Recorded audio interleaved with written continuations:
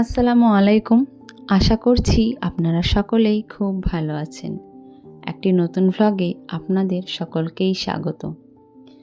আজ শনিবার ৬ জুন। আজ আমার ছোট ছেলের জন্মদিন। জন্মদিনে আমরা সেরকম খুব একটা সেলিব্রেট করি না, হয়তো কোথাও খেতে গেলাম, ব্যাস। তো আজ এসেছি আমাদের বাড়ির কাছের একটি রেস্টুরেন্টে, দ্য ড্রাফট। এই রেস্টুরেন্টটি আমাদের বাড়ি থেকে প্রায় 30 মিনিটের পথ। রেস্টুরেন্টটি ভারী সুন্দর, লোকেশনটি চারিদিকে প্রকৃতি, মাঝখানে রেস্টুরেন্ট, বাইরে ক্যাফে এরিয়াও রয়েছে। এগুলো ইভিনিং টাইমে পুরোটাই লাইটিং করা থাকে, দিনের বেলায় তো তাই কোনো লাইট এখনও নেই। আর এটি NH34 এর ধারেই রয়েছে রেস্টুরেন্টটি। পাশে একটি পেট্রোল পাম্পও রয়েছে, এই দেখুন।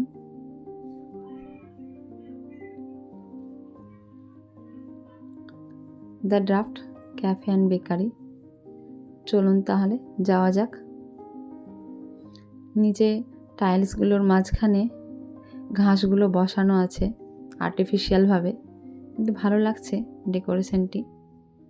রাত্রে এর পাশ দিয়ে লাইটিং করা থাকে। রাত্রেও এসেছি আমরা, তবে সেটি ভিডিও করা হয়নি। এর পরে যখন আসবো রাত্রের, তখন আপনাদের সাথে সেটি শেয়ার করব। আর এটি ভেতরের লোকেশন। ভেতরের ডেকোরেশনটিও খুব ভালো রয়েছে, ইউনিক। সাইকেলের চাকা দিয়ে মাঝখানে ডেকোরেশন করানো আছে। দিনের জন্য এই পর্দাগুলো আছে, রোদ আসছে তাই। তবে রাত্রে বেশ ভালোই লাগে, চারিদিকে লাইটিং থাকে আর ঠান্ডা হয়ে থাকে পরিবেশটি একদম। ওরা দেখছে কি খাবে। বেশি কিছু খাবো না, যেহেতু খুব গরম পড়েছে। বেশি রিচ তো একদমই না, তা হালকার মধ্যেই সারবো আজকের লাঞ্চটি।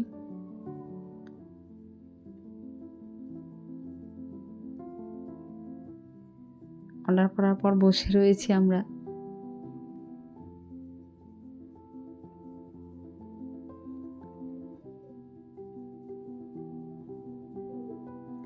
প্রথমেই নিয়েছিলাম স্টার্টারে ফিশ ফিঙ্গার।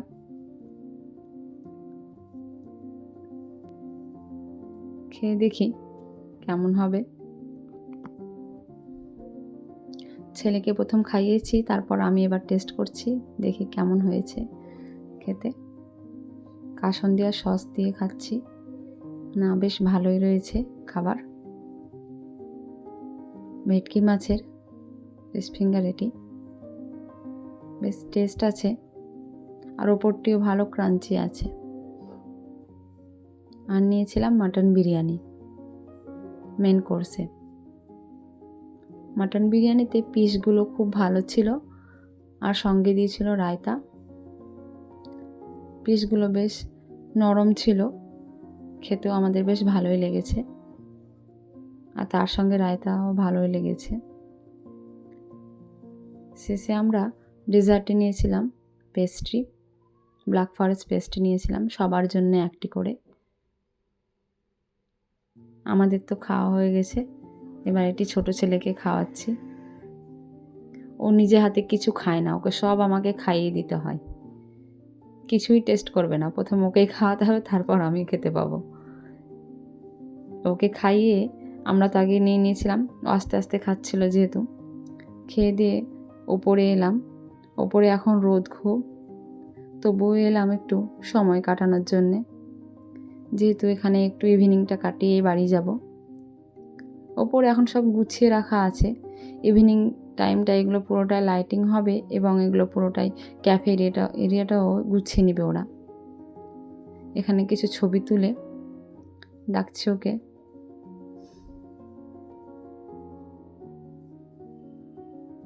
লোকেশনটি সত্যিই খুব সুন্দর রেস্টুরেন্টের। এখানে বেশ কিছু ছবি তোলা হলো আমাদের।